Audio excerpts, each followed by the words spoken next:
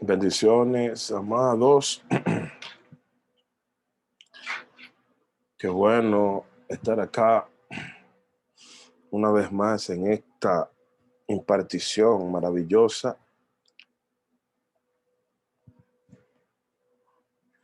Leyes de interpretación rabínica, clase final. Ha sido un viaje interesante. La verdad que yo me he sentido muy bien, entendiendo que se acabó rápido. Pero vamos a estar de nuevo. Esto no se queda acá. Esto ha sido muy lindo, una experiencia muy linda, ¿verdad que sí? Hoy aunque damos conclusión a este primer módulo, ya vendrán más módulos, quizá de 2 meses, o pondré de 2 meses así, pero quizá el segundo no, quizá el tercero en adelante. Dios nos permita hacer esto, de verdad, porque creo que fue algo pertinente para este tiempo, de tanta hambre que la gente tiene de aprender, ¿no?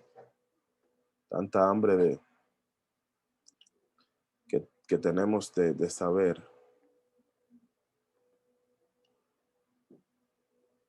Estoy muy contento y gracias a ustedes. Lo que El siguiente lo voy a empezar lo más rápido posible porque es que tengo unos compromisos de impartición fuerte. Yo este mes inicio la segunda parte de agresiones cósmicas, que es el diplomado de guerra espiritual. Lo que usted nunca ha escuchado de guerra espiritual, no es de que por yo decírselo, de lo que han estado acá hay algunos que ellos saben. Lo que usted nunca ha escuchado de guerra espiritual, agresiones cósmicas. En este mes también empiezo el segundo módulo. Entonces, tengo que ver cuándo será la segunda parte también de leyes, si Dios lo permite.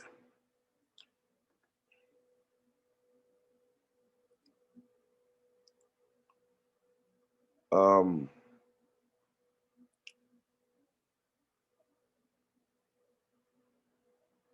Tuyo es el rey. Leyes de interpretación rabínica. La verdad que ha sido uno de los diplomados que me ha tocado impartir, o de las clases más desafiantes, sin lugar a duda, junto con la mística, que creo que también material pesado. Bien, en la introducción, como introducción, le dije que en clases anteriores le iba a hablar de ciertas cosas, términos, para que entendamos en un aspecto más general lo relacionado con parte de la cultura judía, ¿no? Y por qué, ¿no? Ellos creen de alguna u otra manera algunas cosas. Por ejemplo, aquí está la palabra Gemara. Palabra Gemara en un sentido más restringido y más usado comúnmente, el Talmud, se refiere al corpus doctrinal que comprende el comentario de las discusiones de los Amoraín sobre la Mishnah. Es decir, la Gemara son las discusiones que los rabinos llevaron a cabo del Talmud, ¿verdad?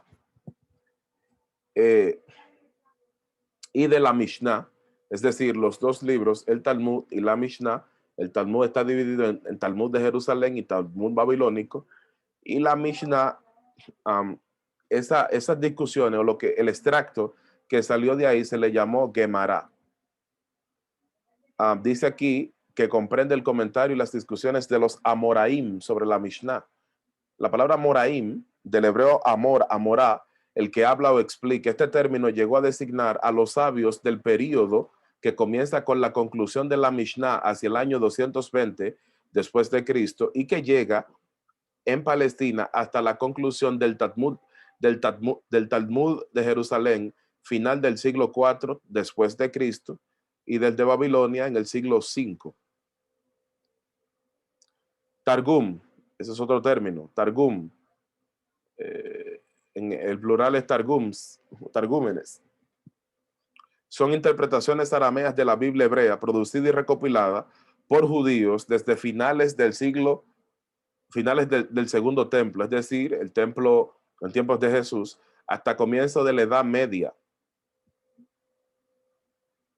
La palabra aramea targum simplemente significa interpretación. Entre los targums más famosos están el de Jonatán, Targum de Jonatán, y el Targum de Onkelos. No voy a entrar en esas definiciones ahora porque no lo veo pertinente. Más adelante entonces sí, en otros módulos sí podemos profundizar en los targums, que son paráfrasis de los textos bíblicos o recomposiciones, ¿no? Reidealizaciones. Bien, como la clase anterior fue acerca de los esenios, hoy entramos acá y terminamos con ellos, porque es bastante extenso todo lo que tiene que ver con los esenios. Y parte de lo que yo decía en la clase anterior era que los esenios son el grupo que realmente usted lo va a encontrar aproximadamente en el siglo II antes de Cristo. Usted los va a encontrar porque ellos se fueron al desierto, se fueron a las cuevas conocidas como cerca del Mar Muerto, las cuevas del Qumran, y tenían unas características muy peculiares, ¿no? Y es lo que yo quiero terminar en el día de hoy, de demostrar de ellos, y cómo su interpretación y su forma de interpretar la escritura nos ha favorecido a nosotros en el día de hoy, que hasta el día de hoy la estamos usando. Interesante, la estamos usando porque ellos fueron los que se encargaron de darle continuidad. Parte de lo que ellos interpretaban, el género apocalíptico, como su nombre lo indica, apocalipsis, revelación, básicamente se trata de la revelación que le hace un humano mediante un agente de otro mundo, por lo que hay que tener en cuenta los siguientes 4 puntos. Número 1, acerca del lenguaje es muy repetitivo y sus discursos son extensos. Las cifras y los números juegan un papel importante. Utiliza simbología animal mitológica como aves, bestias y dragones. Esa es la literatura apocalíptica. Por eso usted ve que en el libro de Apocalipsis nosotros vemos dragones, pero los dragones no existieron supuestamente. Vemos animales de varias cabezas que serían como fenómenos, ¿no? Fenómenos de la naturaleza que no es que existieron, pero son animales tipológicos, es decir, su figura mítica encierra verdades que hay que descodificar. En el libro de Daniel también lo encontramos, en el libro de Ezequiel, etcétera. Número 2, acerca de la estructura, no se menciona el nombre del autor a excepción del Apocalipsis de Juan.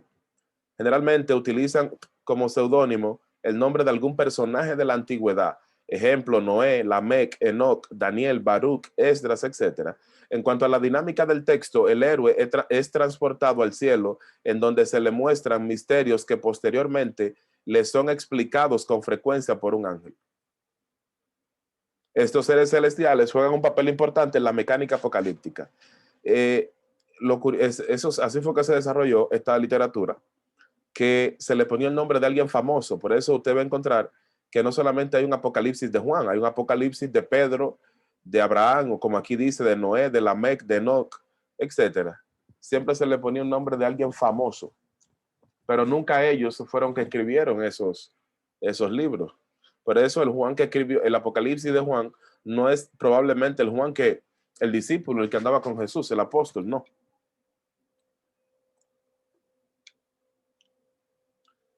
Un hecho común es que el visionario cae desvanecido como muerto en la tierra, se perturba, siente temor, llora, etcétera, con los hechos que contempla. Eso pasa en la literatura apocalíptica.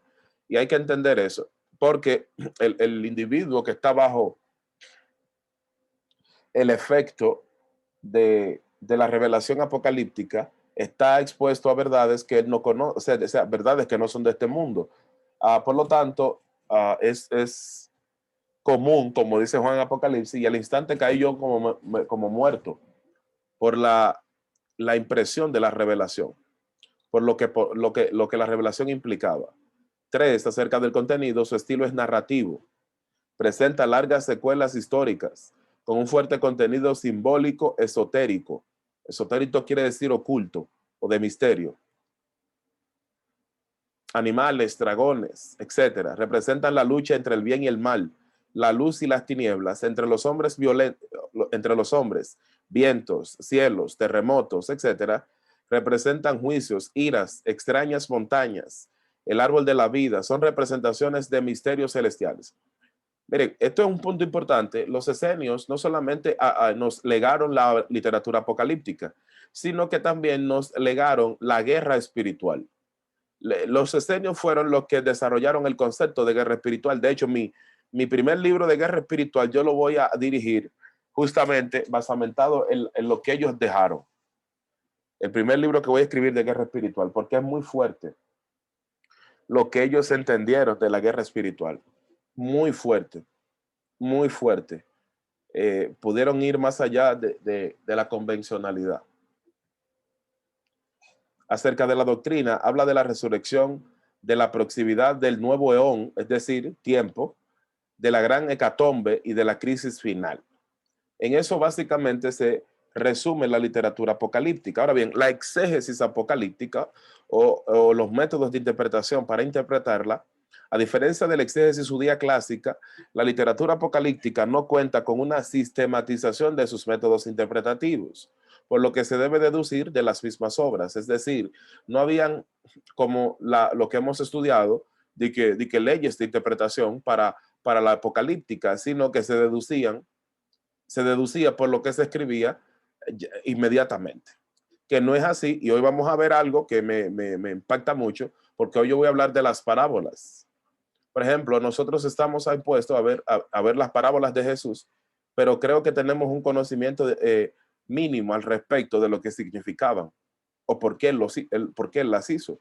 Entonces, aquí lo traigo a colación porque aquí dice que como la exégesis apocalíptica no necesitaba de estructuras de la interpretación clásica o convencional, sino que se deducía, las parábolas no se pueden deducir, a diferencia de la apocalíptica, por ejemplo.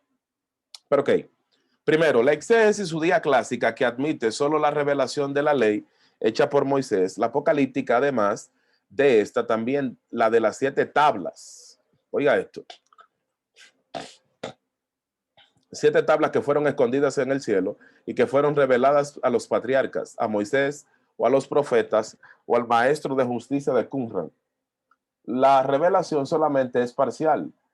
La de las 2 tablas, pues existen otras que aún están veladas porque no fueron consignadas ni en la escritura ni en la tradición, por lo que deben ser reveladas de nuevo. La revelación continúa abierta, afirmaba tajantemente la apocalíptica. Ese punto es muy importante también porque la revelación, señores, la Biblia simplemente contuvo o contiene parte, pero la revelación Dios no la acabó. Se acabó de escribir, lo que no se acabó fue la revelación. Eso es muy importante advertirlo. La escritura, la parte escritural cesó, pero la revelación no ha cesado hasta el día de hoy. Y es la apocalíptica que nos enseña eso. No ha cesado. Por esa razón, usted tiene impresiones del texto, impresiones, visiones, tiene entendimientos, interpretaciones que nadie se le ha enseñado, pero el Espíritu se la facilita. Porque la revelación no ha cesado. Segundo, los autores de la literatura apocalíptica, al igual que los antiguos patriarcas y los profetas, reciben la revelación de las 7 tablas para transmitirlas. El primer aspecto y del segundo se deduce que el énfasis no era descubrir el sentido oculto de las escrituras, de Rash, sino los misterios de las tablas restantes. Esto viene del hecho, señores. Déjenme hablar aquí un poquito. Usted sabe que dentro del arca del pacto estaba la Torá. Y en su defecto, al principio, estaban las tablas de ¿qué? Las tablas del pacto. Las tablas que Dios le dio a Moisés era dentro del arca de la alianza. Entonces se entendía que habían tablas en el cielo que contenían misterios y revelaciones en alusión a este principio o a esa práctica, ya que Dios le dijo a Moisés que lo va a hacer todo como él lo vio en el monte. Por lo tanto, en el cielo quedaban algunas cosas que no estaban reveladas. Los de la literatura apocalíptica o los esenios entendieron eso y que hay cosas que Dios tenía que revelar que él no la terminó de revelar. Cuarto, con relación al tercer aspecto, los autores sabían que hay revelaciones verdaderas y falsas, por lo que algunas veces sustentaban o justificaban sus conclusiones con versículos bíblicos. Quinto,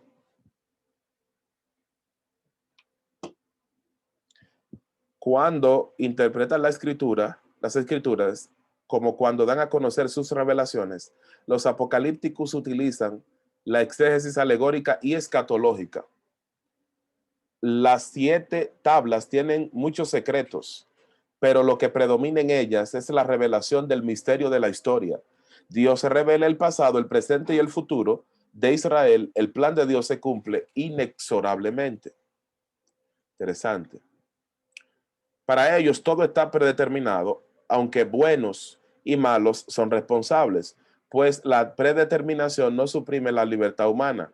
Como Dios es quien lleva el curso de la historia, la pasada es un tipo y figura de la contemporánea, es decir, de los ejemplos apocalípticos, y es también tipo y figura de la futura, final y escatológica. Ejemplo, Noé, Abraham, Isaac, Jacob, Moisés y los profetas, a quienes se les reveló el misterio de las 7 tablas. Son tipos o figuras de los actuales apocalípticos, a quienes se les reveló a dicho misterio, y también son tipo y figura de los piadosos del tiempo escatológico, con quien Dios establecerá su último y definitivo pacto. Sexto, la historia de acuerdo al plan de Dios desde una perspectiva de la exégesis alegórica y escatológica presenta el siguiente orden. A. Existe un pesimismo acerca del tiempo pasado y presente. Son excesivamente malos. Así fue desde el inicio de la creación. B. Dios irrumpirá en la historia de manera directa o por medio de su Mesías y lo llevará a un buen recaudo, como siempre lo hizo en tantas liberaciones bíblicas. Oiga lo que creían. Yo le había dicho en la clase anterior que ellos creían en 2 Mesías, uno del linaje de Moisés, de Aarón, y uno del linaje de David. C. Los impíos serán juzgados. No quedará profecía bíblica que no se cumpla. Por ejemplo, las del día del Señor, las del juicio y el castigo del mundo, las de las guerras escatológicas. Parecían rabacúculos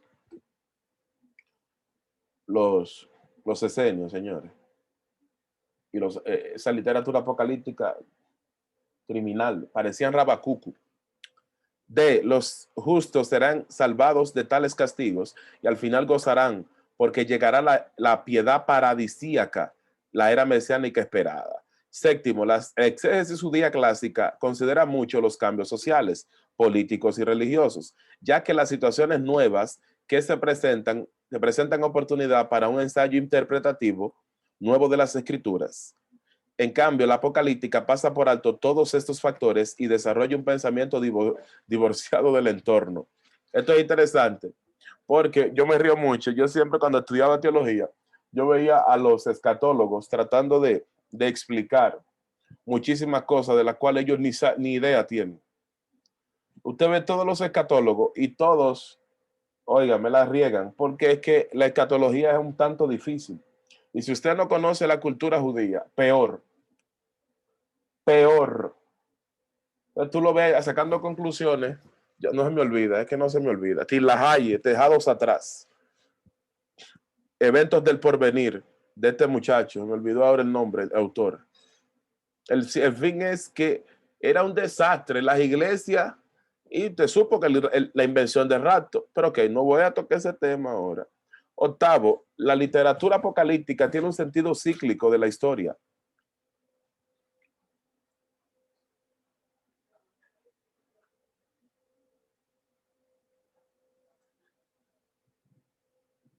Oh, sí. Ellos creen, Dios ha dividido la historia en periodos y que cada periodo presenta la misma dinámica, historias cósmicas en labios de Aristóteles, comienzo trágico y final feliz. Así se concibe la apocalíptica.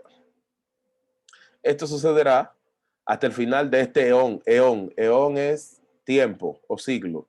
Cuando el Señor irrumpe en la historia y todo lo malo sea destruido por lo bueno. Noveno, a pesar de las diferencias señaladas, se acusa a la literatura apocalíptica de poseer los mismos criterios que la exégesis judía clásica, por lo menos con relación a los siguientes puntos. Explicar la Biblia con la Biblia. 1. Ensalzar a personajes antiguos. 2. Perfecto. La literatura apocalíptica es pseudoepigrafía, es decir, que se le considera ciertamente pseudo, falsa, y grafía, grafo, viene de letra o figura, atribuyendo a personajes famosos de la Biblia el fruto de sus revelaciones, que en verdad son fruto de sus revelaciones, que en verdad son fruto de su imaginación creadora, aunque los autores de buena se crean inspirados por el Espíritu. Yo quiero hablar algo de eso. Por último, cuando termine acá, la exégesis apocalíptica, si bien es cierto, es diferente a la exégesis judía clásica. Ambas pertenecen a la exégesis judía en general. De ahí que entre sus líneas se verá el método ontológico. Ontológico significa recopilación. Es decir, recopilar textos para hacer un solo libro. Eso es un midrash. Sucede lo siguiente. El que no entiende a los esenios va a decir que están locos. El que no entiende la apocalíptica va a decir que están desquiciados. Cuando Juan escribe Apocalipsis en la isla de Patmos, lo hace en un lenguaje que los romanos no entiendan, evidentemente. Ese lenguaje de alto nivel simbólico, tipográfico, que los profetas era que tenían ese tipo de experiencias místicas o experiencias extáticas, experiencias proféticas.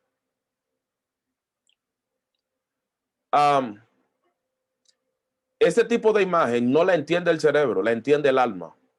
Yo quiero que usted le ponga atención a eso.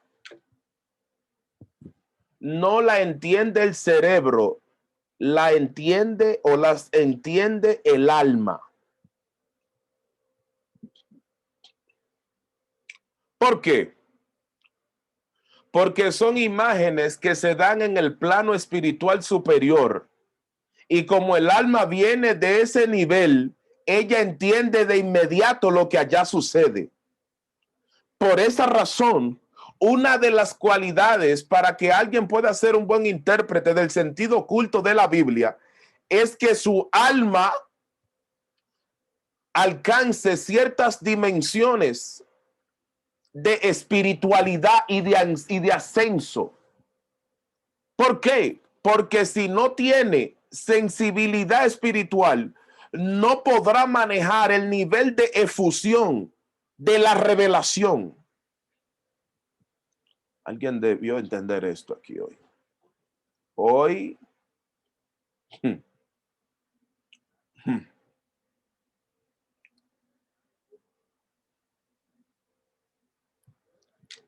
ay, Dios mío. Hoy aquí hay algo fuerte. Hay un asunto fuerte aquí hoy.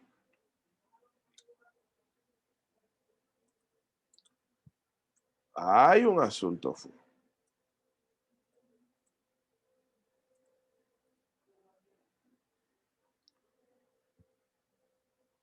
Ok. ¿Cómo se llaman esas imágenes? Arquetipos. Arquetipos. Ministro, ¿y qué son los arquetipos? Yo le voy a explicar ahora. Un arquetipo en la Biblia puede ser, en el libro de Daniel dice, por ejemplo, y vi un anciano de días. El que va al texto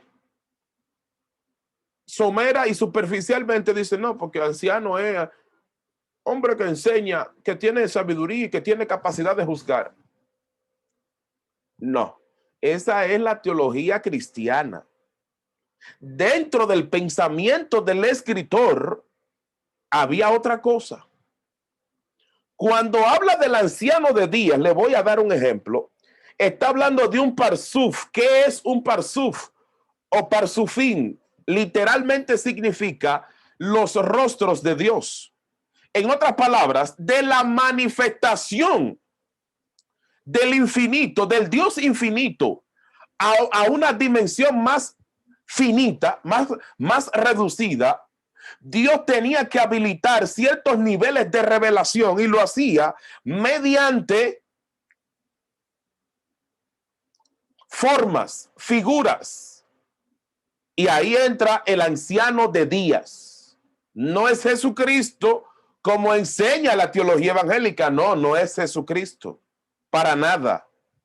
Es un parsuf. Ahora hay un punto. ¿Qué es un arquetipo? El arquetipo es una imagen que está en el plano espiritual, pero que el cerebro no la grafica, no la trae, no la convierte en algo conocido, porque es algo que es el alma que la conoce. Por eso los profetas, y aquí le voy a revelar un secreto. Cuando un profeta tenía una experiencia mística, el espíritu, si él no conocía la imagen, el espíritu le impregnaba en la mente, en el corazón y en el alma de ese profeta dicha imagen. Es como que se le estampaba para que él, cuando volviera al cuerpo, pudiera entender, ¿verdad?, lo que se le enseñó con una explicación detallada, desarrollada y amplia. Porque normalmente, aunque a ellos lo habían formado en escuelas proféticas para poder entender dichas imágenes, habían veces que no podían. Ministro, ¿por qué usted dice eso? Lo estoy diciendo porque habían momentos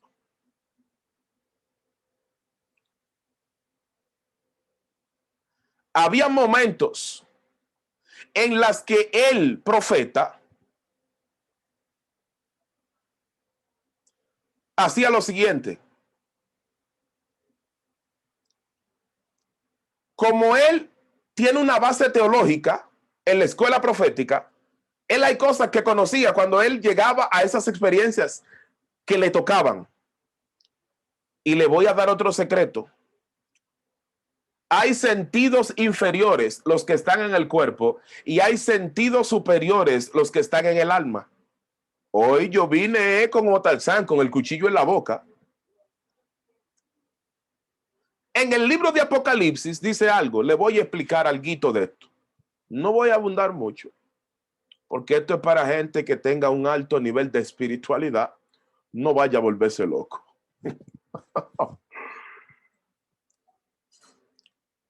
En Apocalipsis dice que el Cordero, que el Señor Jesús, tiene una corona en la cabeza y en la corona tiene 10 diademas.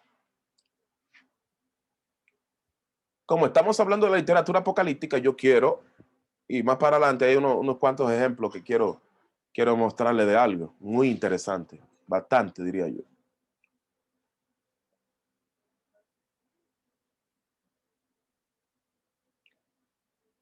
La corona en la cabeza implica, número uno, victoria en el sentido, en el peshá, en el sentido primario.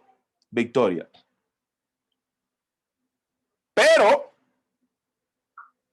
en el tercer nivel de interpretación, en el derash, la corona implica que él superó cosas. Porque no solamente tiene una corona, la corona tiene diademas.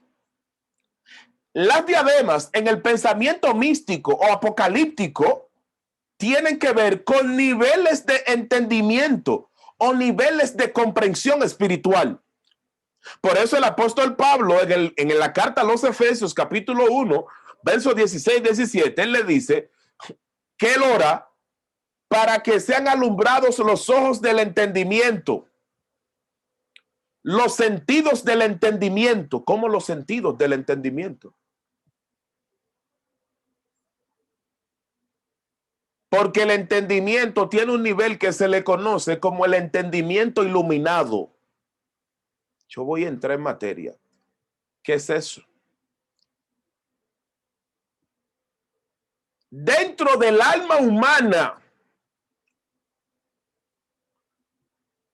hay que explicar ahora, hay que explicar esto.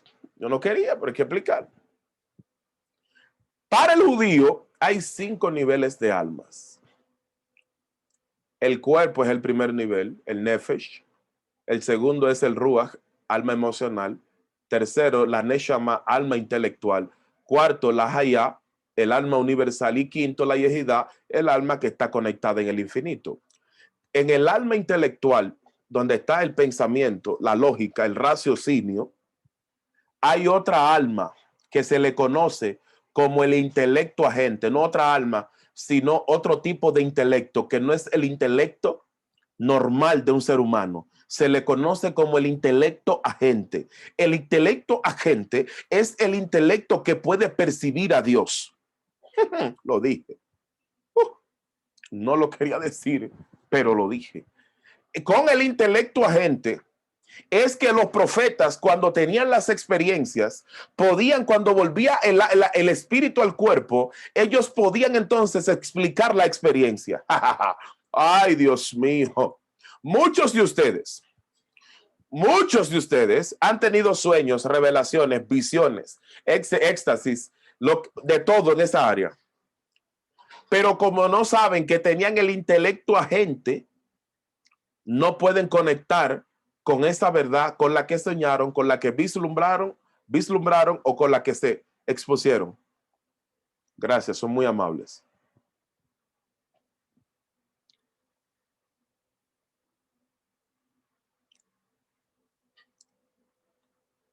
El intelecto iluminado, el pensamiento iluminado, el entendimiento iluminado es el intelecto agente, el primer nivel. 2, segundo nivel, inteligencia iluminada. Estoy metiendo en problemas, yo lo sé. Hay una expresión en hebreo, sehel.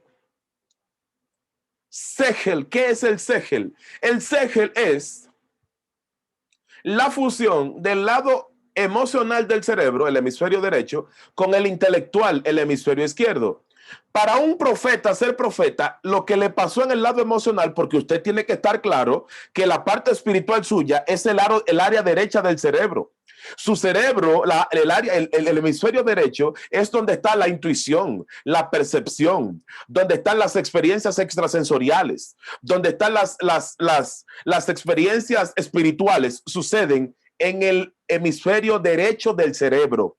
Cuando a un profeta le sucedía eso, era porque ese lado estaba activo.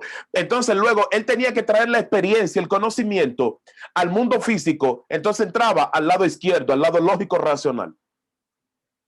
Cuando la Biblia dice en Apocalipsis que Jesús tiene una corona con diademas, lo que está diciendo el texto, el trasfondo del texto es que él ha alcanzado 10 niveles de revelación o 10 niveles de comprensión del mundo espiritual que tienen que ver con las 10 emanaciones principales. ¿Qué yo estoy diciendo? ¿Qué yo he dicho? ¿Qué yo he dicho? Él domina todas las dimensiones habidas y por haber. Maneja el conocimiento de cada dimensión. Por eso cuando él resucita, lo que él hace es que el conocimiento que él tiene de todas las dimensiones, Pablo explica y le dice a los Efesios en el capítulo 4 que subió por encima de todos los cielos. Yo lo traduciría, superó todas las dimensiones. Y como usted supo que fueron 10 dimensiones que Dios creó, gracias, son muy amables.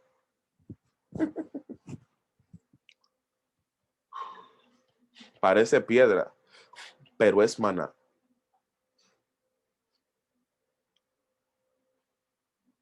Cada diadema está representando un tipo de conocimiento, porque el alma no se alimenta de otra cosa, se alimenta de conocimiento espiritual. Para el alma crecer necesita conocimiento espiritual. Para el alma evolucionar necesita conocimiento espiritual. Sin conocimiento, el alma no evoluciona. El alma viene de la máxima fuente de información, el Dios infinito. Por lo tanto, lo único que al alma le importa y le sacia es la información que ella puede absorber, que Dios le envía.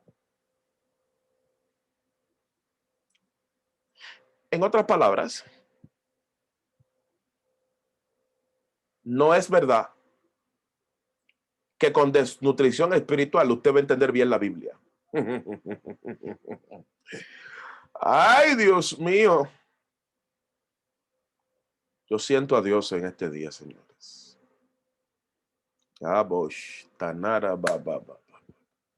Yo siento a Dios.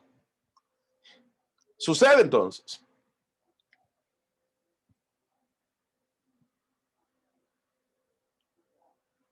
que las 10 diademas que el Señor tiene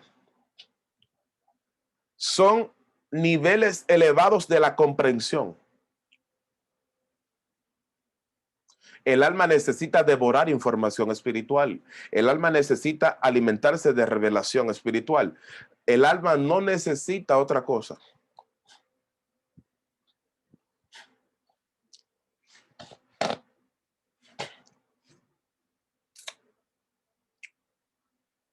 Pero yo voy a seguir aquí. No, quiero. Yo seguí aquí. Voy a desviar. Entramos en materia.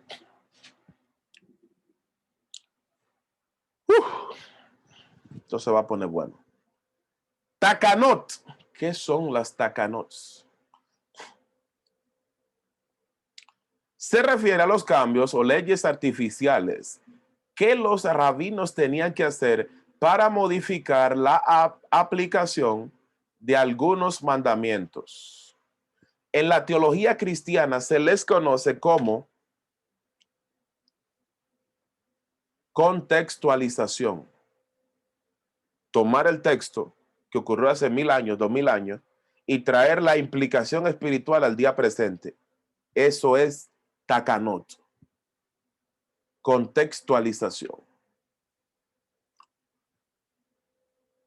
Vamos a ver unos ejemplos.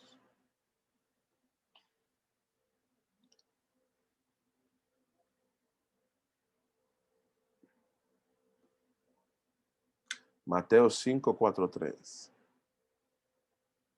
Siento a Dios, Señor. Yo siento algo muy lindo de Dios en esta noche. No sé qué es lo que Dios quiere hacer, pero siento algo.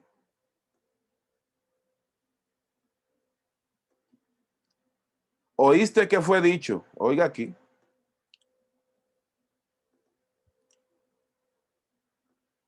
¿Oíste que fue dicho?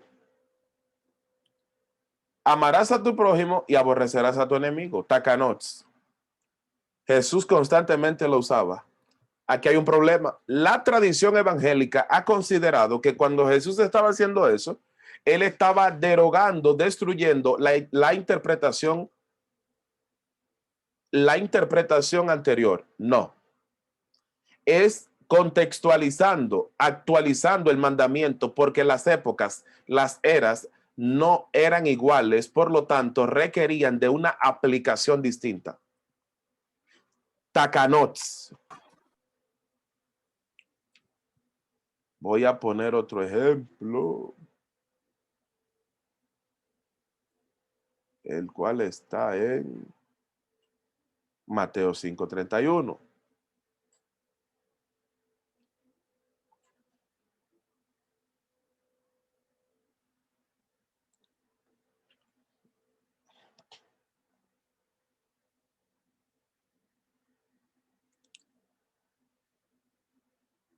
También fue dicho, cualquiera que repudie a su mujer, dele carta de divorcio. Takanot. Pero yo os digo que el que repudia a su mujer, a no ser por causa de fornicación, hace que ella adultere, y el que se casa con la repudiada comete adulterio. Takanots. Takanots. Y la gente creyendo que Jesús abolió la ley por eso. Que Jesús, porque dice así ahí, abolió la ley. Oye la interpretación de estos verdugos. Ahí, Dios mío. Dios mío.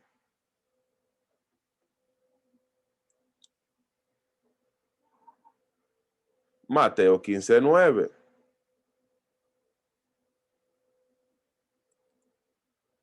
Ese reino tuyo. Pues en vano me honran, enseñando como doctrinas mandamientos de hombres. Mire cómo lo traduce el escritor. Es una mala traducción.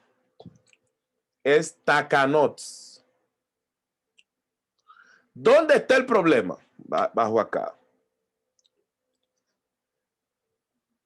Que los rabinos, ciertamente, para la época de Jesús, exageraron la interpretación y a veces incluyeron tantas exageraciones en la aplicación de la ley que la esencia, el sentido de dicha ley se ocultó. Pero en vida real, las takanots eran permitidas para poder interpretar correctamente. Porque usted no podía, ¿verdad? A Jesús, en el tiempo de Moisés, el asunto del divorcio, por ejemplo, que él les dice, oíste que fue dicho, pero yo os digo que el que repudia a su mujer a no ser por causa de fornicación. En el tiempo de Jesús, tenían una vagamundería los rabinos. Porque el problema es que como el rabinismo estaba fragmentado en 7 divisiones, había un grupo que creía que habían cosas que eran pecados y hay otros que creían que no.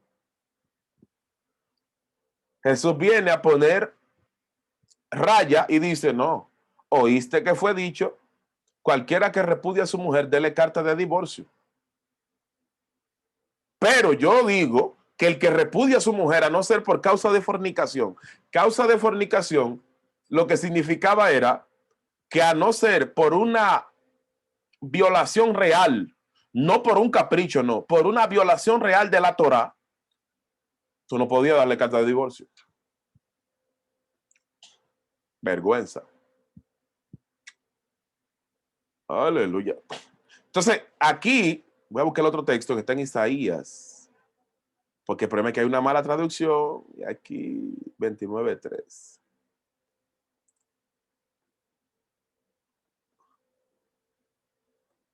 Aleluya.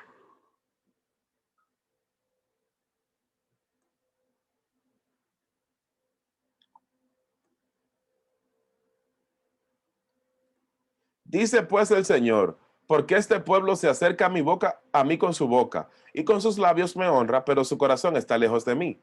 Y su temor de mí no es más que un mandamiento de hombres que le ha sido enseñado. Mandamiento de hombres, takanot.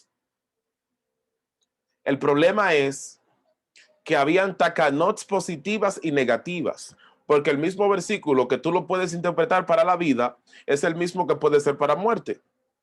Utilizando el mismo, ¿verdad? La misma herramienta, pero mal aplicada, puede crear un desastre. Es lo que la iglesia hace en el día de hoy. Es lo que nosotros llamamos el dogma. La palabra dogma viene del griego dokein. Significa lo que yo creo, lo que yo opino. Por ejemplo, hay iglesias que no bautizan a la mujer hasta que no se ha casado, ni al hombre tampoco. ¿Dónde la Biblia dice eso? No, pero que tiene que dar fruto, pero es fruto que tiene que dar, y los frutos no es que ya está casada, porque ella está casada con un hombre, o ella vive en libre unión con un hombre, no, porque tiene que casarse para eso. Hubo un caso reciente de un pastor amigo que me contó, oiga esto, la mujer está casada con un canadiense de Barry Gold, ahí en Cotuí, y la obligaron a casarse.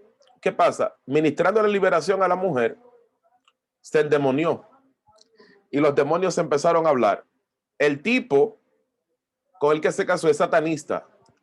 ¿Quiénes la casaron? Los pastores de ella. ¿Por qué la casaron? Dije para bautizarla. ¿Dónde dice eso la Biblia? Pero si está bien, no lo dice la Biblia, y fuera la práctica antigua, bueno, yo le digo, bueno, es la práctica que traen los judíos, pero ni eso. Entonces, los takanots hay que saberlo utilizar porque pueden traer muerte y vida. La iglesia duró años diciendo que el pantalón era pecado, que derrizarse era pecado, que usar prenda era pecado, mutilando, malogrando a gente, malogrando mentalmente a personas. Takanots. Actualizaciones de los mandamientos. Seguimos.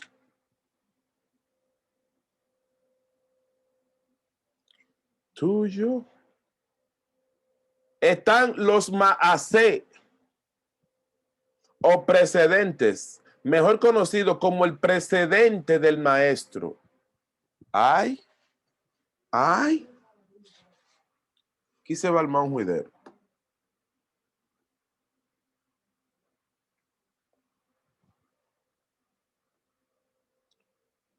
A buscar este texto.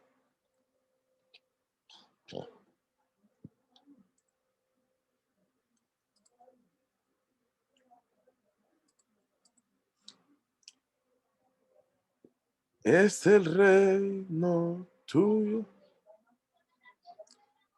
Mateo 21:23. Matillahu.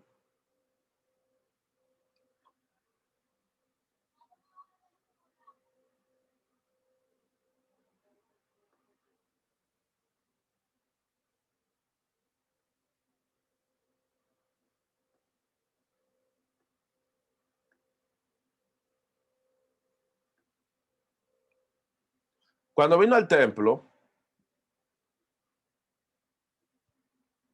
los principales sacerdotes y los ancianos del pueblo se acercaron a él mientras enseñaba y le dijeron, ¿con qué autoridad haces estas cosas? ¿Y quién te dio esta autoridad? Ay, que hay un problema enorme.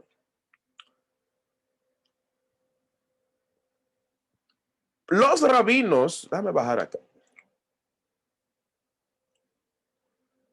para poder enseñar, recuerden que habían dos escuelas principales, Shammai e Hillel. Si tú no venías de Shammai y Hillel, este era el problema más grande del mundo, porque tú no vienes de las dos principales casas de estudio. Una se llamaba casa de estudio y la otra casa del libro. A Jesús le preguntan, ¿con qué autoridad tú haces esto? En otras palabras, ¿quién es tu rabino? ¿Cuál es tu escuela? ¿A quién tú citas? Masé, precedentes. ¿Por qué? Jesús lo hizo, lo acabamos de ver. Moisés, por la dureza de vuestro corazón, Mateo 5:31, permitió tal y tal cosa, masé, precedentes. Si tú como rabino no dabas un precedente, es decir, citabas a alguien que trató el mismo tema que tú anteriormente, fácilmente tú no eras considerado como rabino. Porque tú tenías que citar a un maestro y la evidencia que tú habías estudiado era tú mencionar a alguien con autoridad, ¿verdad? De años atrás, de tiempo atrás, que había enseñado eso. Por eso a Jesús le preguntan, ¿en qué autoridad, en qué escuela estudiaste? En otras palabras, tu rabino, ¿cuál es? ¿Cuál es tu referencia? ¿Quién es que te patrocina? En buen dominicano. Pero era permitido, los maasé eran permitidos. Precedentes. Eso es increíble. El Talmud está lleno de citas porque dijo Rabí Eliezer tal y tal cosa. Pero yo os digo, Maasé y Takanots, los dos. Eso es normal, eso era normal en Israel. Jesús no estaba aboliendo nada, pero ok, póngame yo, evitarme problemas y seguir aquí. Llegamos a un tema que a mí me encanta. Las parábolas, uy, tema que a mí me fascina.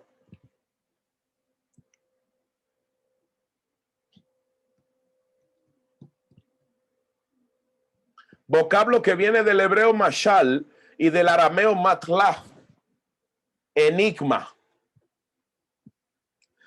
Es una forma de comparación que permite aludir a diferentes planos de la realidad, designar realidades celestes mediante terrestres o indicar los aspectos más sutiles y trascendentales por medio de un plano más grosero e inmediatamente accesible a los sentidos. La intención es clarificar mediante la ilustración, no es menos cierto que también suscita una interrogación e invita a hallar significado más profundo. En el tiempo de Jesús, ver un rabino citando parábolas era un rabino que había llegado a los niveles más altos de la interpretación. ¿Por qué? Porque las parábolas eran un lenguaje colorido, expresiones coloridas para poder explicar verdades trascendentales, espirituales.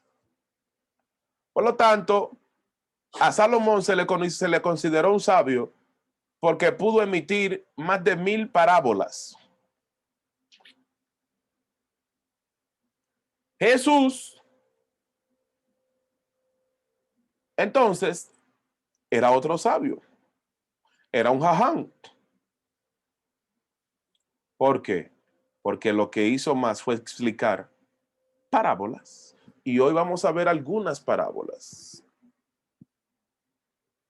Que quizá ya usted se sepa eso. Ya usted quizás se lo sabe eso.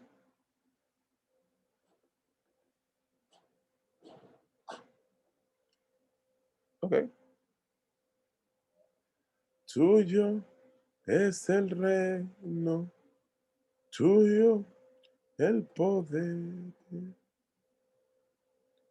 Un momento.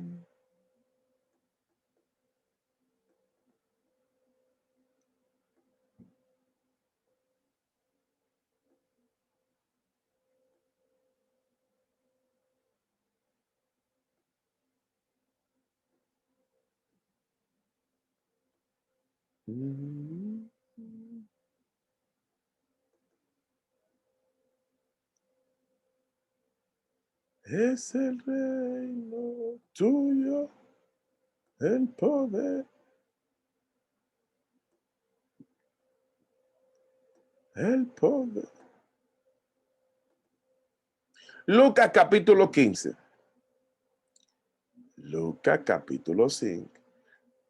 La famosa parábola del hijo pródigo. Yo lo digo, usted quizás se sepa eso, yo no. Está predicado mucho de ahí ya.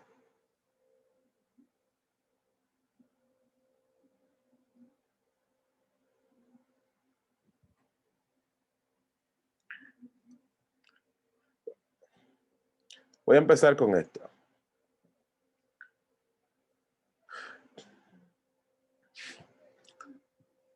También dijo, un hombre tenía 2 hijos y el menor de ellos dijo a su padre, padre, dame la parte de los bienes que me corresponde, y les repartió los bienes.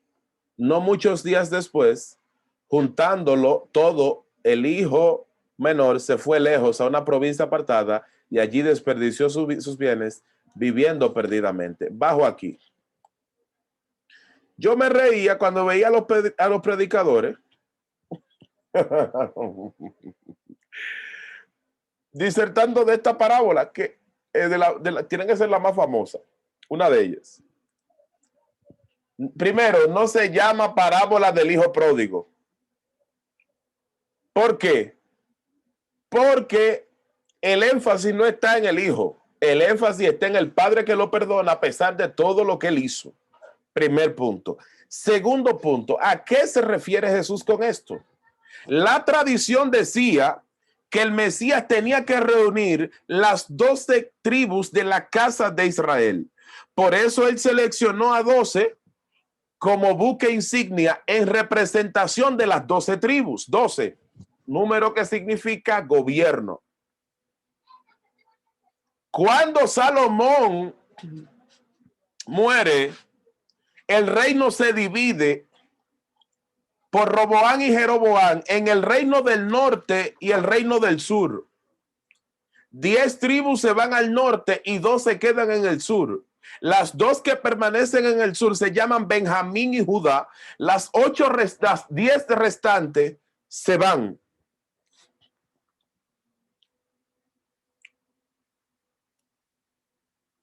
Si Jesús es el Mesías, su enseñanza tiene que ser cómo volver a reconstruir la dinastía de las 12 tribus de la casa de Israel. Y usa una parábola para explicar esto. Cuando él dice que un hombre tenía 2 hijos y el menor le pidió los bienes, se refiere a la tribu del norte. Ay, coño. A las tribus del norte. Y el que se queda es la tribu del sur. Pero voy a seguir leyendo. No muchos, y cuando todo lo hubo malgastado, vino una gran hambre en aquella provincia y comenzó a faltarle, y fue y se arrimó a uno de los ciudadanos de aquella tierra, el cual le envió a su hacienda para que apacentasen cerdos. Una de las cosas que caracterizó a las tribus del norte fue la idolatría, el paganismo. Fornicaron con otros dioses. Los pleitos de Dios no eran con las tribus del sur, Benjamín y Judá y Judá. No, era con las otras 10. De hecho, los judíos en el tiempo de Jesús no querían mucho coro, ¿no?, con las otras tribus. Y escucha aquí por qué. Se llegó a un punto que usted tenía que demostrar si usted era judío legítimo. ¿Cómo lo iba a hacer? Sencillo, demostrando su genealogía. Por eso Pablo dice que él es descendiente de la tribu de Benjamín. ¿Por qué? Porque a los Gálatas, porque él lo que le está diciendo es: mi tribu no se paganizó y yo soy judío puro. Oiga aquí, sigo en el texto, verso 16. Y deseaba llenar su vientre de las algarrobas que comían los cerdos, pero nadie le daba. Y volviendo en sí, con cuánto, dijo, ¿cuántos jornaleros en la casa de mi padre tienen abundancia de pan y yo aquí perezco de hambre? Me levantaré e iré a mi padre y le diré que he pecado contra el cielo y contra ti. Ya no soy digno de ser llamado tu hijo. Hazme como uno de tus jornaleros. Jesús lo que está explicando con la parábola es el arrepentimiento de las tribus perdidas, que tienen que volver por causa del Mesías a donde Dios.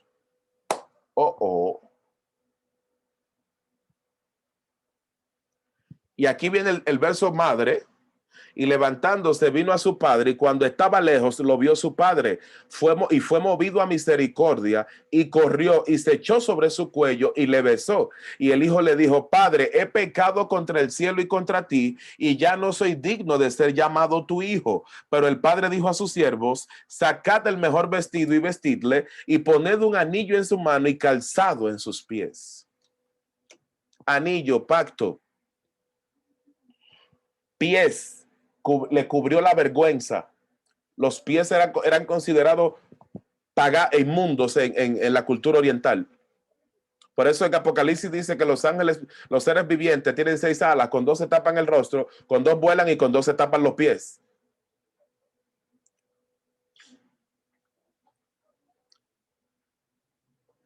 Lo que Jesús está tratando de explicarle, que no importa qué tan bajo hayan caído las tribus, la religiosidad, no importa lo que enseñe, Dios está dispuesto a perdonar y a restaurar la casa de Israel. Primera parábola. Voy con la segunda.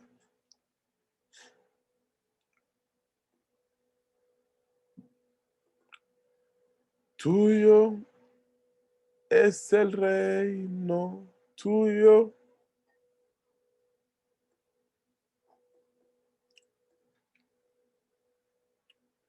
Tuyo es el reino.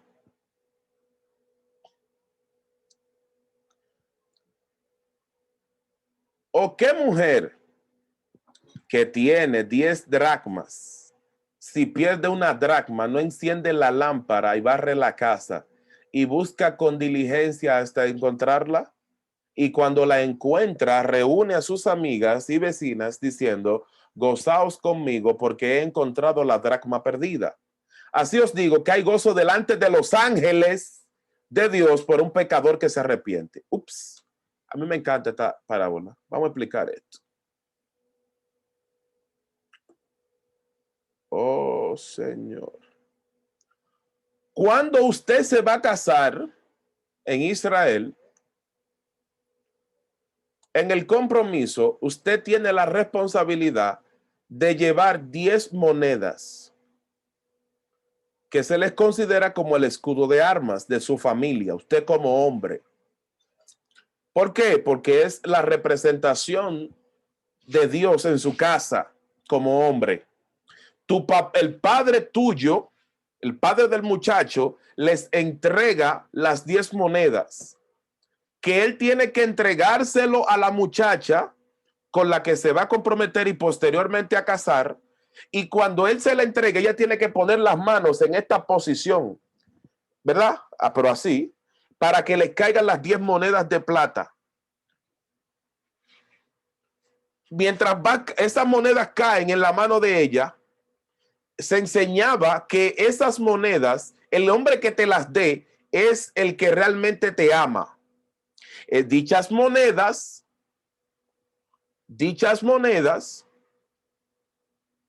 usted necesita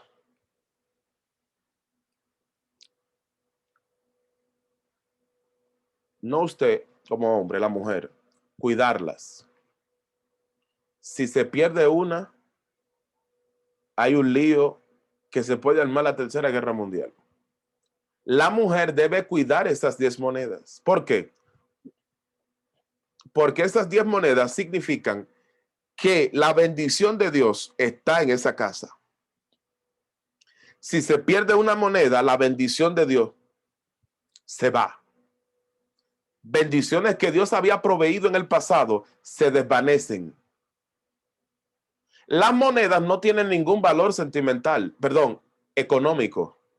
De un lado, lo que tenían era la insignia que representaba a la familia del muchacho. Podía ser una oveja, un león.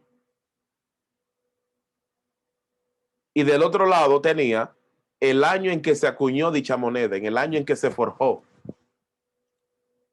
Cuando Jesús utiliza eso, es una mala traducción de dracma, no es el dracma.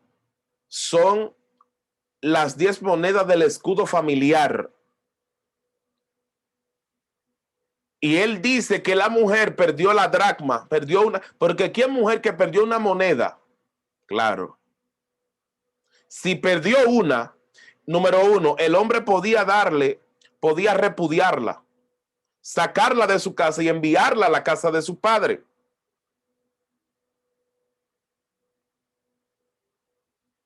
Dos, el papá de la muchacha podría intentar pagar económicamente por la moneda, pero nadie, el esposo nunca iba a aceptarlo, porque lo que se perdió fue prácticamente la bendición del cielo, la bendición de Dios sobre esa casa, y no había dinero que pudiera reemplazar eso. Por eso cuando Jesús utiliza la parábola, y aquí me encanta algo,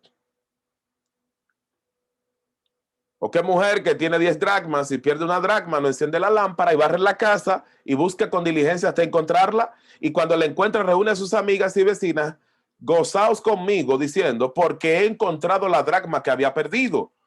Porque normalmente cuando una mujer perdía la dracma, perdía una de las monedas, convocaba a sus amigas. ¿Pero cuáles amigas? Las que estuvieron con ella en la boda. Las damas, voy a hablar de eso ahora. Y vecinos, porque los vecinos estaban obligados a ir a la boda.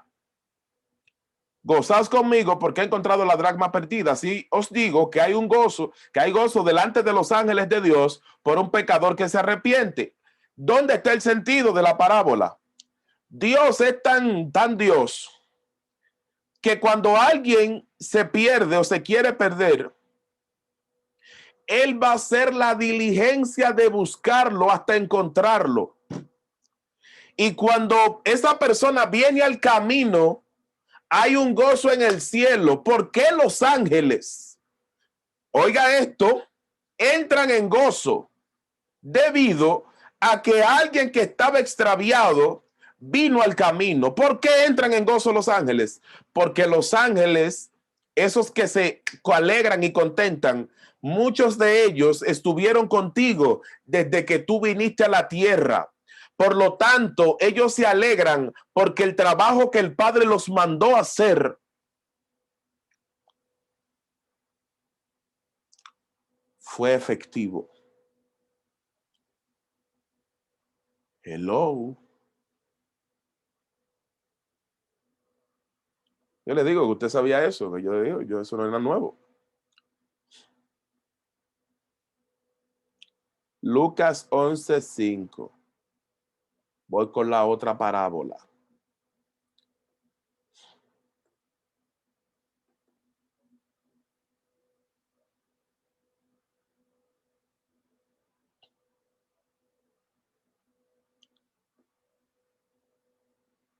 Les dijo también, ¿quién de vosotros que tenga un amigo va a él a medianoche y le dice, amigo, préstame 3 panes porque un amigo mío ha venido a mí de viaje y no tengo que ponerle delante? Y aquel respondiendo desde adentro le dice, no me molestes, la puerta ya está cerrada y mis niños están conmigo en cama. No puedo levantarme y dártelos.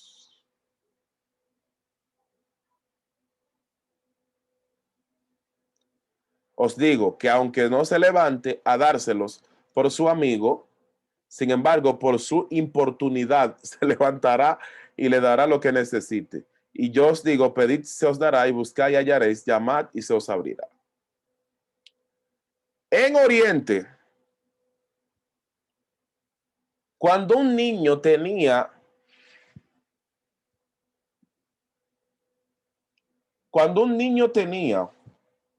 el tiempo suficiente para poder asimilar y captar información, al niño se le entregaba al abuelo. El abuelo, que era el mejor dotado para poder formarlo en la cultura, en el folclore, en las tradiciones, en las enseñanzas antiguas, el abuelo en la noche se sentaba con el niño en su cama. De ahí que viene el verso mal sacado del contexto: instruye al niño en su camino y aun cuando fuere viejo, no se apartará de él. Hay otro texto que dice, instruye al niño con vara.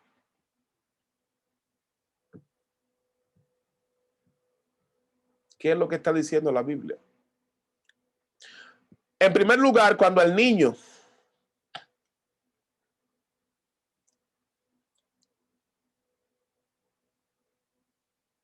en la noche se sentaba con el abuelo le enseñaba algunas cosas. A las 5 de la mañana despertaba al niño nueva vez. Y sentado en el mismo lugar, el niño tenía que recitarle todo lo que aprendió en la noche anterior. ¿Qué sucede? En la vara en la cama del abuelo había una vara en la almohada. Si el niño no se acordaba de lo que se le enseñó una noche antes, se pelaba por la vara. Y usted supo, tituá, tituá, tituá.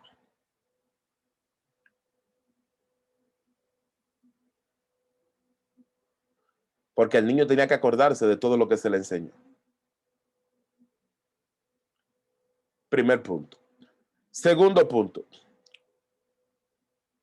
Cuando ya tú estabas en tu casa enseñando a tus hijos, tú no podías ir a molestar a nadie. Los padres se quedaban ahí porque estaban formando al niño y era una tarea sagrada. El abuelo no, de ahí entonces Jesús agarra y dice,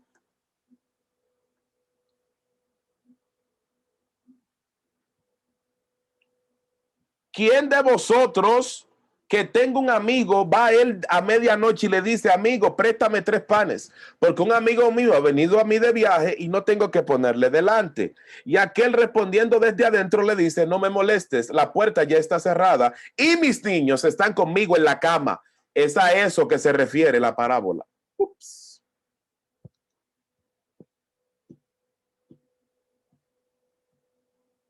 ¿Por qué no se podía levantar? Porque estaba formándolo en las escrituras. Oh. Eso me implica o me deja entender que estudiar las escrituras es algo sagrado y que cualquier quítame la paja y sábana al hombro no me puede poner a mí una excusa para dejar de hacerlo. Muchas gracias, muy amables. La tercera implicación, que es la más fuerte, es esta.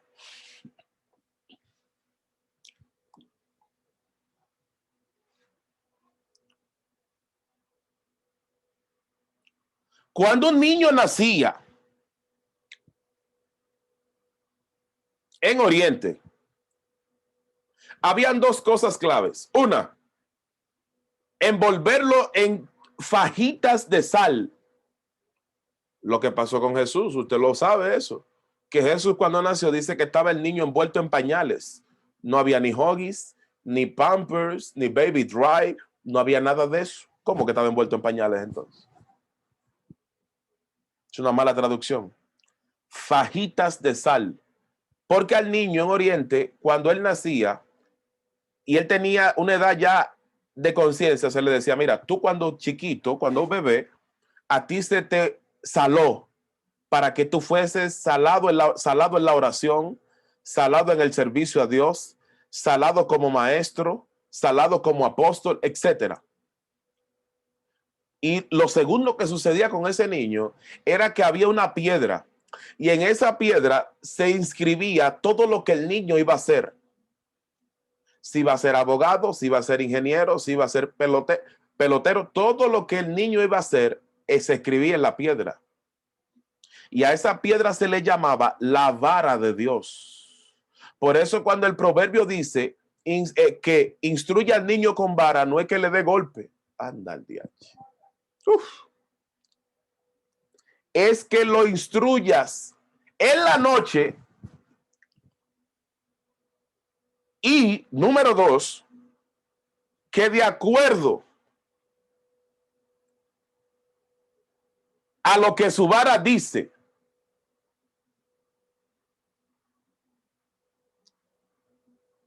hay niños como Moisés que nacieron sin vara.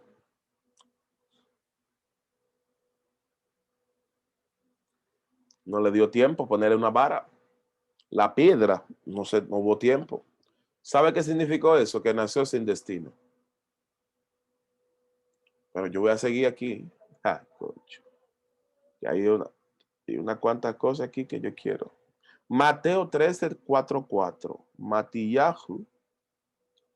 Matillahu.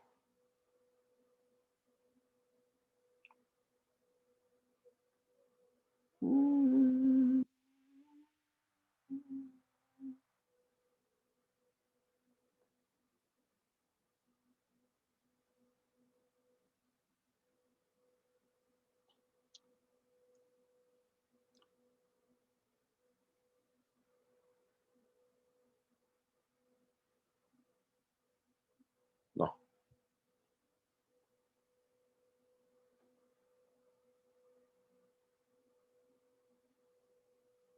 No, no, déjame dejar esto fuera.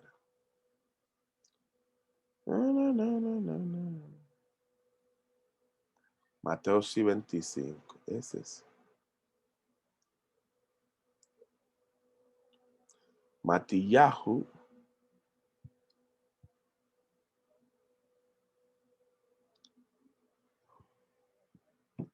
Ben 25.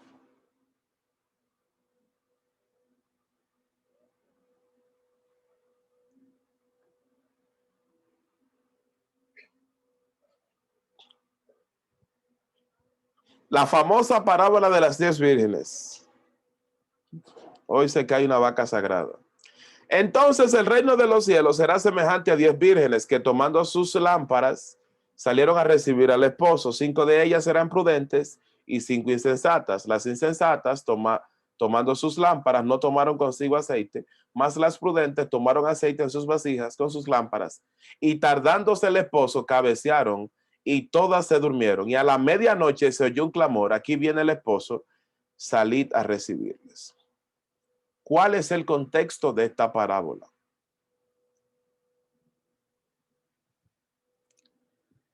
En las ceremonias de boda del Oriente,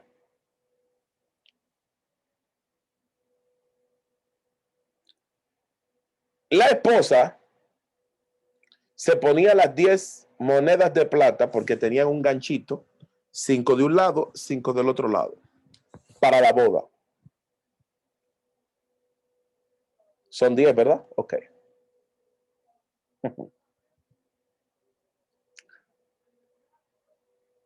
En la ciudad o en las ciudades antiguas habían 2 puertas. Estaban las puertas grandes y las puertas pequeñas.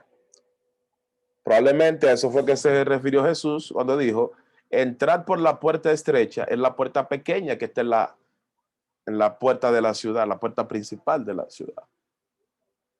En esa puerta pequeña, entonces, cuando la noche de bodas, las bodas duraban 10 días. Y estaban las damas de honor. Eso, de que 10 vírgenes, es una mala traducción. Las 10 damas de honor. Que cuando el novio llegaba a medianoche, oiga cómo era, venía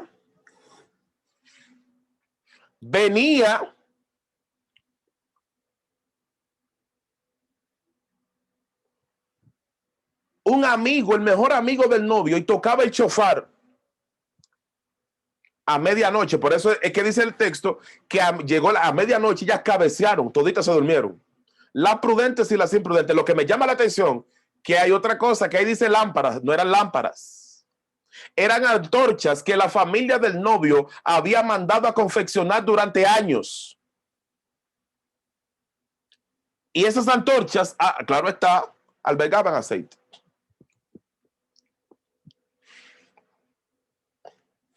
¿Por qué tenían que tener aceite? Porque la noche entera se iba a durar en la celebración. Oh. Cuando el novio llegaba, el amigo del novio que tocaba el shofar a la puerta pequeña, ellas tenían que cortejarlo, 5 a la derecha, 5 a la izquierda, al novio. Y de ahí Jesús saca la comparación y dice, bueno, pero el reino de los cielos es semejante a 10 vírgenes. En otras palabras, cuando el novio venga, las que tengan el aceite,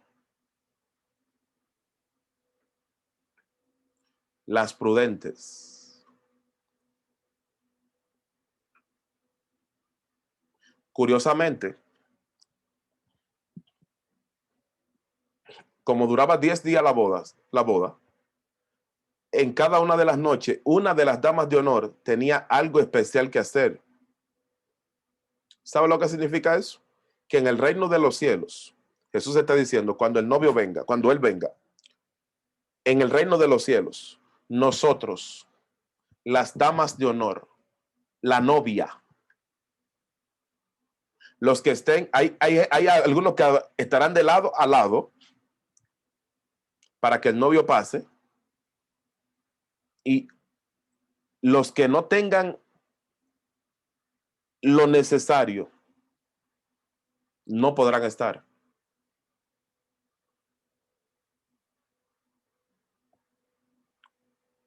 Pero eso usted lo sabía ya.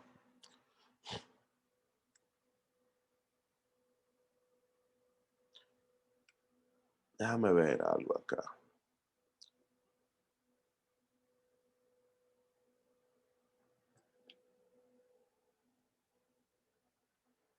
Juan 4:6. Ay, ay, ay, ay, ay.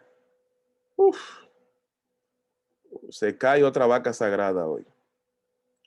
Juan capítulo 4.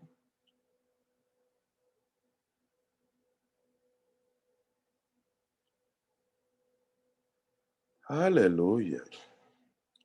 Juan capítulo.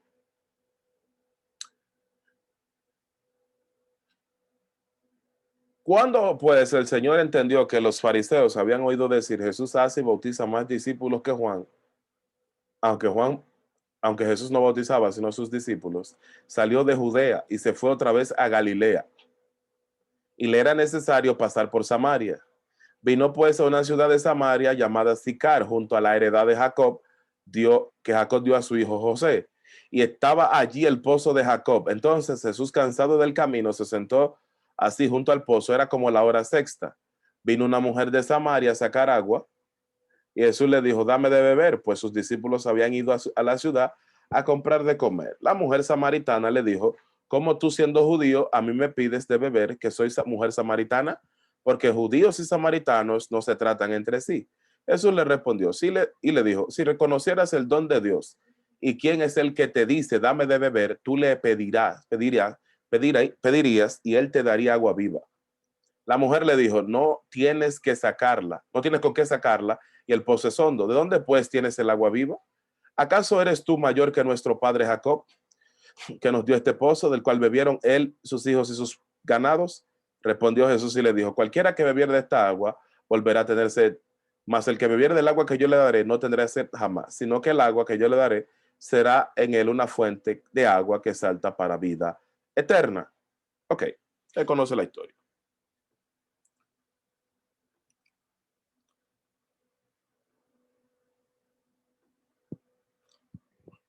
El primer punto es, muchos consideran que esto es una parábola insertada, es decir, fue una parte de la corrupción textual, porque aparece en los siglos luego de Cristo, aparece un día en el libro de Lucas, otro en el de Mateo, otro en el de Marcos y después en el de Juan, por último. El problema aquí es el siguiente. ¿Este hecho fue literal? Vamos a ver algo. En primer lugar, ni los samaritanos ni los judíos, una mujer menos, podía casarse más de 3 veces. Y esta tiene 5 maridos.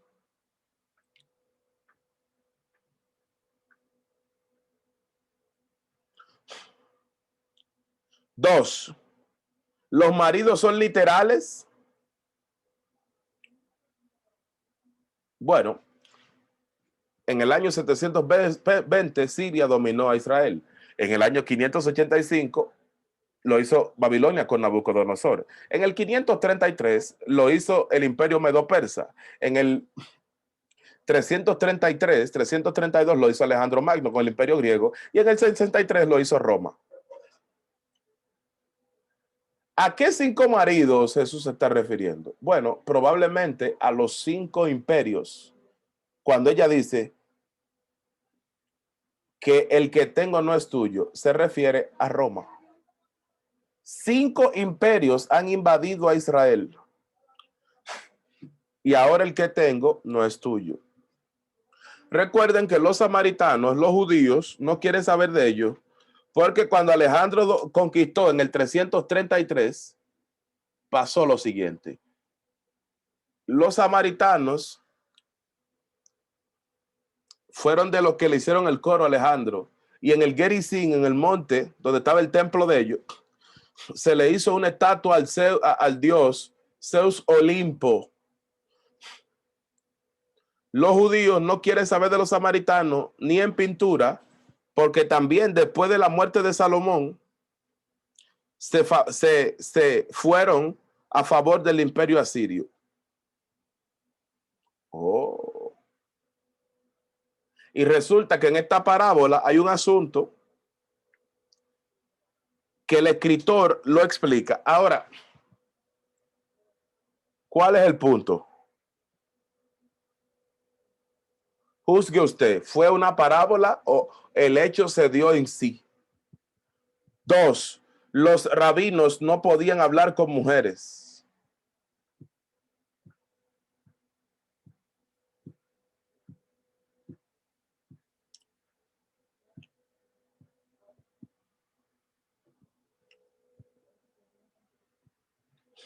Porque en Oriente las mujeres no hablan con los hombres.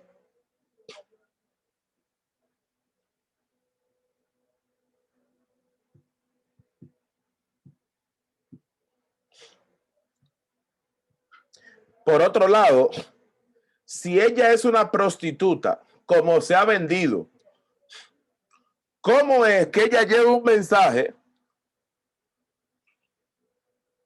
de que vio al Mesías y le creen? Se supone que si ella es una mujer de la mala vida o de la vida alegre, la reputación de ella está en el suelo.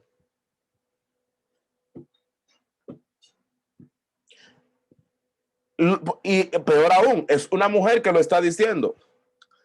En Israel, por ejemplo,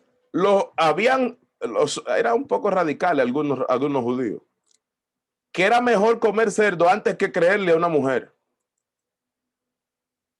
Por eso es que Jesús viene a dignificar a la mujer, porque era que no valía 2 pesos. Entonces, ¿cómo es que si ella es prostituta, ve al Mesías y se convierte en más gente por ella? Significa eso que no fueron 2 minutos que duró hablando con Jesús.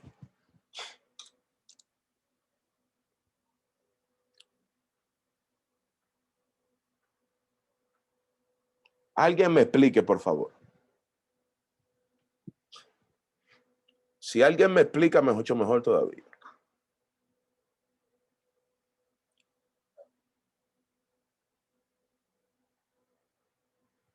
Yo voy a seguir.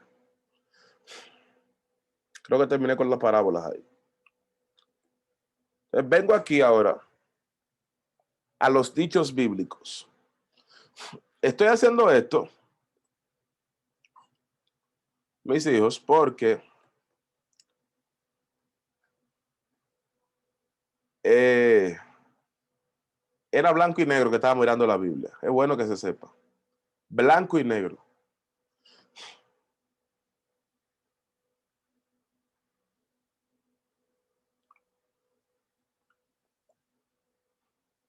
Mire aquí.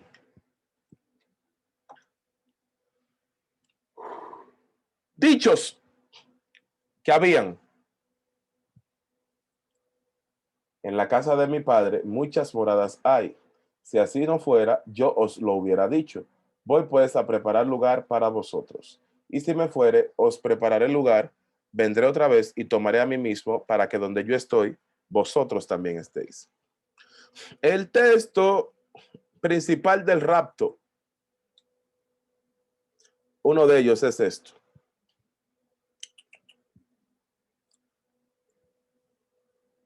Mire el dedo, no. Ese es un dicho que había en Oriente. Cuando usted se casaba, pasaba lo siguiente. Usted duraba 1 año entre la casa de la novia, el primer mes, usted se casó. Ok, perfecto. Duraba el primer mes en la casa de los padres de la novia, el segundo mes en la casa de mis padres, el tercer mes en lo de la novia, y así sucesivamente hasta que se cumplía el año. ¿Por qué? Bueno, porque había que defender que esa muchacha era virgen. Y si los hombres querían difamarla, no podían. ¿Por qué? Porque ellos vivieron primero en la casa de los padres de ella.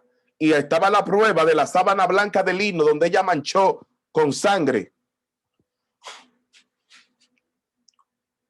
Como si eso fuera poco, al año el hombre se iba y le decía a la esposa, yo me voy a preparar pues moradas. Él tenía que irse a trabajar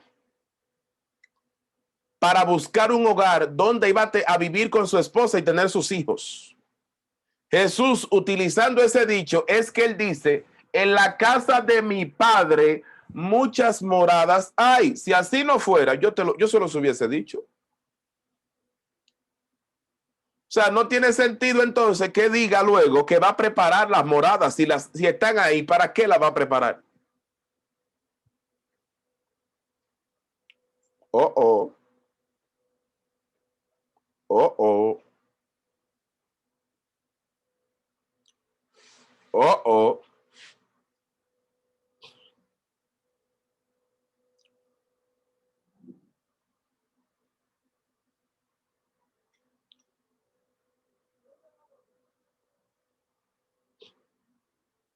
Lío y su madre. Yo lo voy a dejar ahí con el lío. Déjame yo seguir aquí.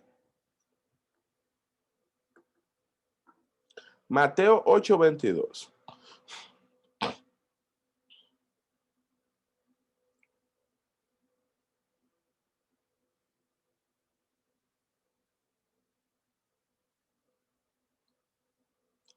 Jesús le dijo, sígueme, deja que los muertos entierren a sus muertos. Ay, cocho.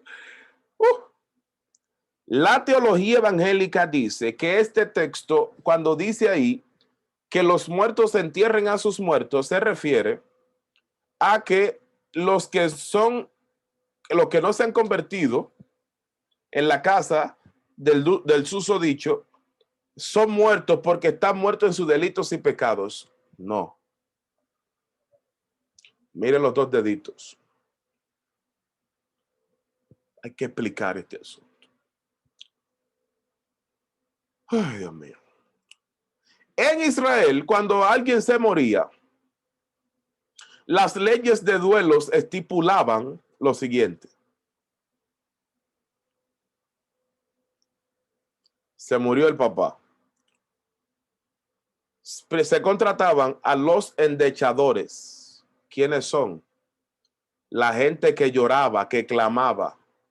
Los que lloraban, le pagaban por llorar. ¿Por qué le pagaban por llorar? Porque se consideraba que las lágrimas eran una especie traían misericordia. Las lágrimas del justo, del piadoso. Se contrataban a los endechadores. Al contratar los endechadores, oiga esto, se procedía al velorio.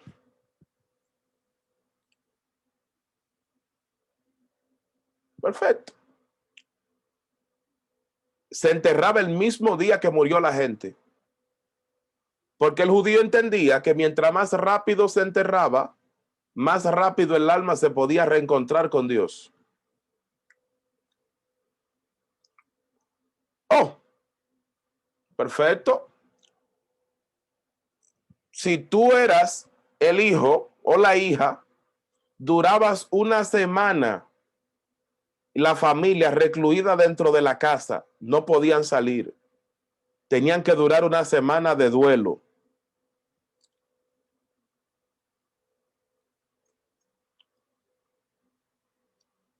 En el libro de Lucas, no aquí donde yo leí, donde habla también de este pasaje, donde Jesús le dice, Señor, el discípulo le dice, Señor, déjame que yo entierre a mi padre, deja que yo estar con mi padre. Déjame buscar el texto porque no voy a inventar. Pero aquí lo dice.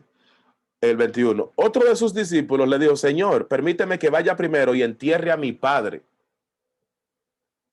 Jesús le dijo, sígueme, deja que los muertos entierren a sus muertos.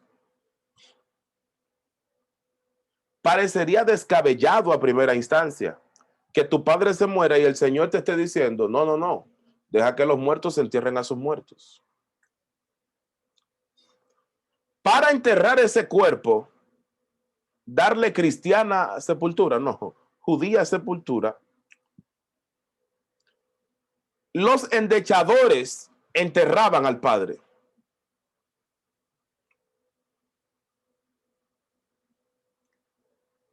Y a los endechadores se le llamaban los muertos.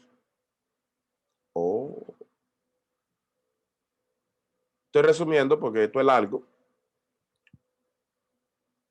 Al año,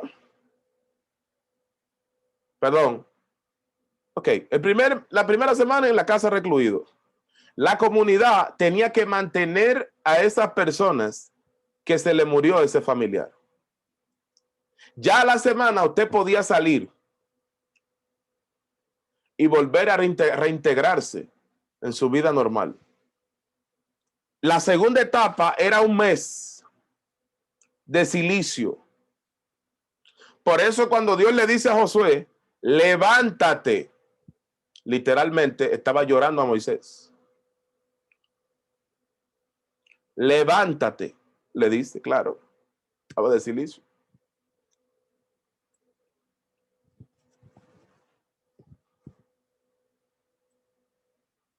Cuando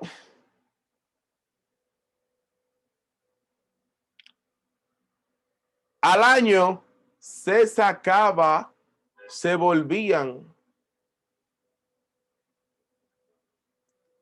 a, oiga esto, los volvían los endechadores a desenterrar el muerto, exhumarlo, para leer el testamento y entregar, distribuir la riqueza. De ahí que Apocalipsis dice la muerte segunda. Oh.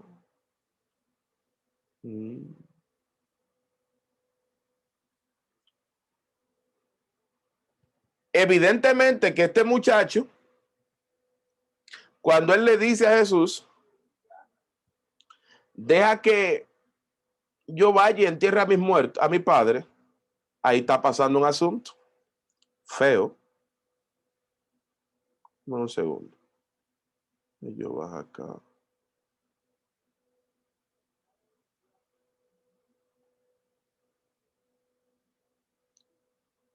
Ay, Dios.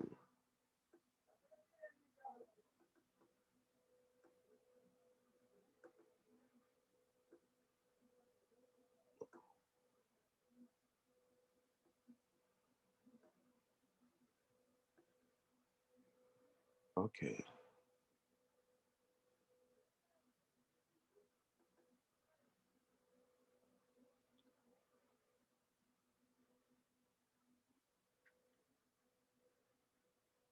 Uh-huh.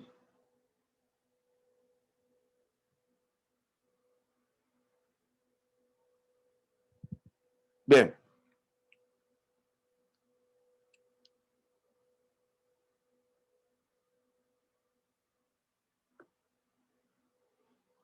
Cuando ese muchacho le dice esa petición al Señor, evidentemente que no fue en la primera semana.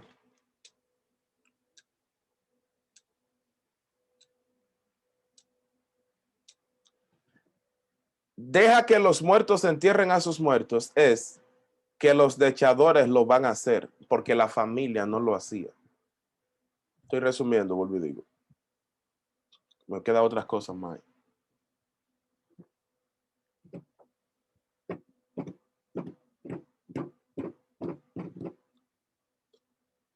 Y conjuntamente con ese texto tengo otro.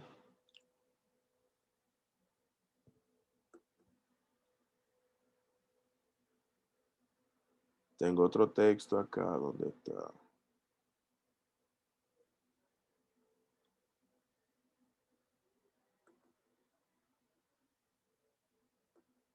Ok. Salmo 56:8. Para conectarlo con esto. Aleluya.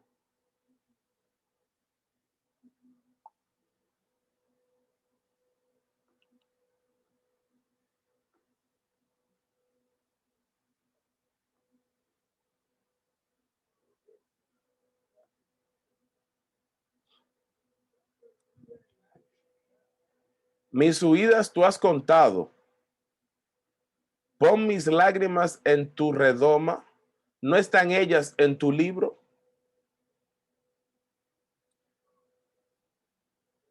Y aquí nos vamos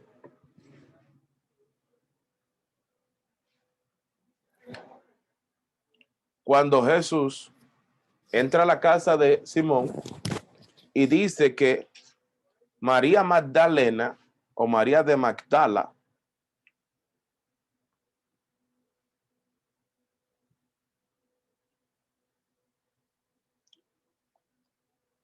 enjugó sus pies con sus lágrimas. Me pregunto yo, ¿cuántas cubetas habría que llenar? O por lo menos la mitad de una cubeta de agua para poder enjuagarle los pies a cualquiera.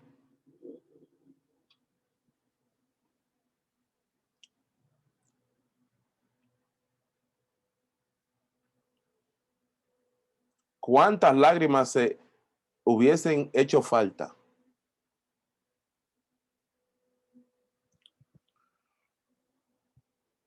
En Oriente,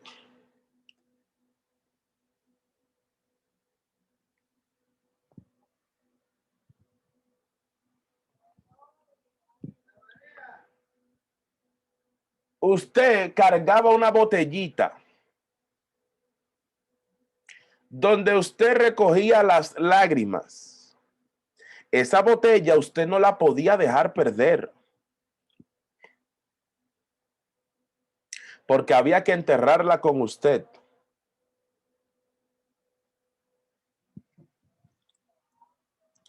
Cuando María Magdalena está delante de Jesús, ¿sabe lo que hizo? Derramó la botella.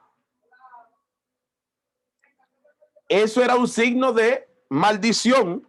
Ay.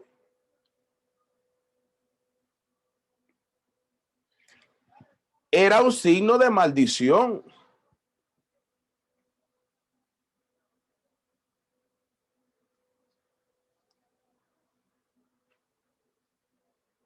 Usted dejar que esa botella le pasara algo. El final.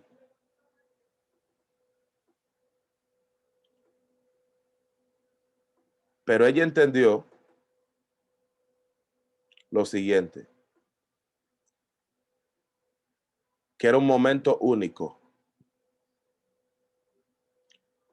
Era un momento único. Esa costumbre antigua de que las lágrimas servirán de prueba a Dios de que el individuo ha llorado amargamente con justicia por alguna buena causa. Pero las lágrimas injustas no se tomaban en cuenta. Lágrimas de ira, de rencor, de odio.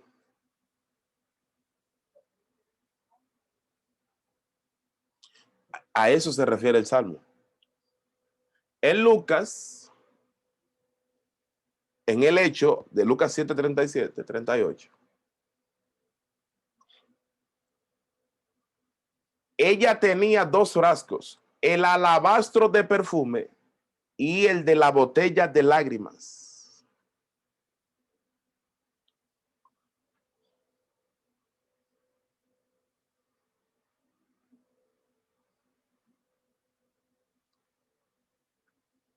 Y los dos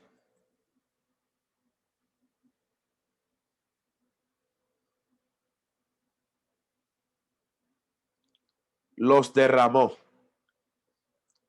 y dejó de lado la idea de ser enterrada con el frasco de lágrimas. Evidentemente aquí hay un punto. O el pecado que ella cometió era muy grande, porque hizo tres cosas que implican humillación: la botella de lágrimas, el alabastro de perfume, y con sus cabellos enjugó sus pies. Eso fue muy fuerte lo que ella hizo. La penitencia a la que se sometió.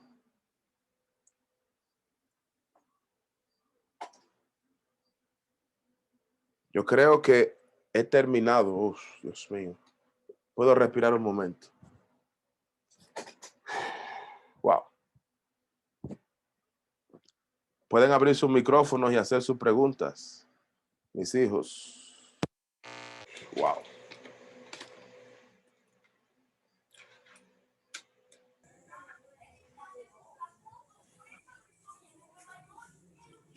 Esto no está para mortales.